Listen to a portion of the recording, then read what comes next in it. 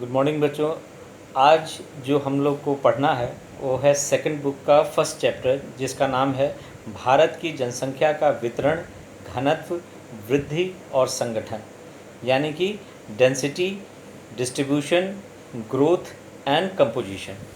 तो जैसा हम सभी लोग जानते हैं कि भारत जो है वो चीन के बाद विश्व का दूसरा सबसे बड़ा जनसंख्या वाला देश है और जनगणना 2011 के अनुसार भारत की जनसंख्या लगभग 121 करोड़ है।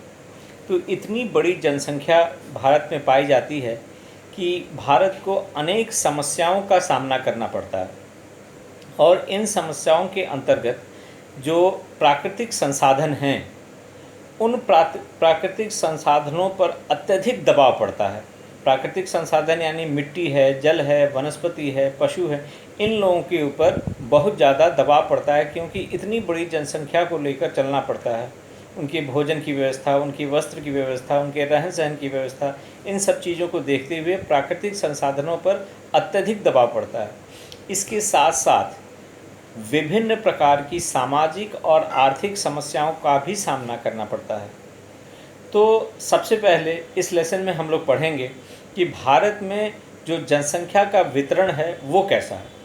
तो सबसे पहले हम ये जान लें कि भारत में जनसंख्या का जो वितरण है वो बहुत असमान रूप में पाया जाता है, क्योंकि बहुत सारी ऐसे क्षेत्र हैं भारत में जहाँ विरल जनसंख्या पाई जाती है और बहुत सारे ऐसे क्षेत्र हैं जहाँ सघन जनसंख्या पाई जाती है। जैसे अरुणाचल प्रदेश है या नॉर्थ ईस्ट के जो राज्य हैं, उत्तर पूर्व के राज्य हैं, जम्मू कश्मीर है, ठीक है, और इन सब ये पहाड़ी क्षेत्र हैं, पठारी क्षेत्र हैं, तो यहाँ जनसंख्या बहुत ही विरल पाई जाती है, यानी जनसंख्या बहुत ही कम पाई जाती है।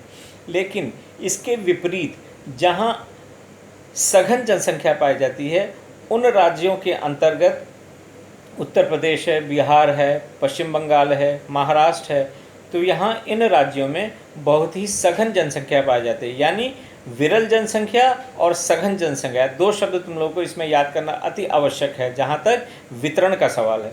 अब हम पढ़ेंगे कि भारत में जो जनसंख्या का वितरण है उसका वो जो असमान वितरण है उसका मूल कारण क्या है। तो उसका मूल कारण जानने के लिए सबसे पहला पॉइंट जो हमें याद करना पड़ेगा वो है जलवायु।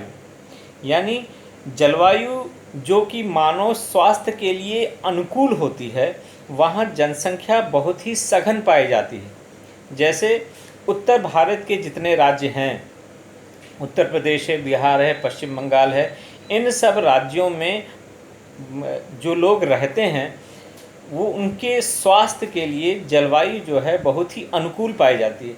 लेकिन बहुत सारे ऐसे क्षेत्र हैं भारत के जहाँ की जलवायु उनके स्वास्थ्य के लिए अनुकूल न होकर बहुत ही प्रतिकूल है। प्रतिकूल का मतलब हुआ कि या तो बहुत गर्म है या तो बहुत ठंडे हैं। जैसे मान लो राजस्थान का क्षेत्र है, रेगिस्तानी क्षेत्र, ठीक है, या जो दक्षिणी भारत का जो आंतरिक क्षेत्र है वो बहुत ही गर्म है, तो वहाँ लोग बहुत कम रहते हैं, वहाँ की जनसंख्या बहुत विरल पाई जाती है।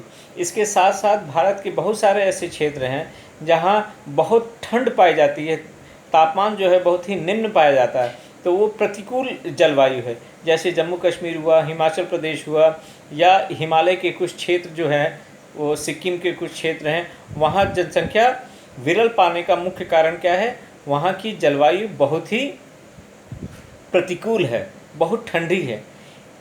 इसके बाद बहुत सारे और भी कारण हैं जिसके कारण जनसंख्या के वितरण असमान पाया जाता है। उसको अगले वीडियो में भेजता हूँ।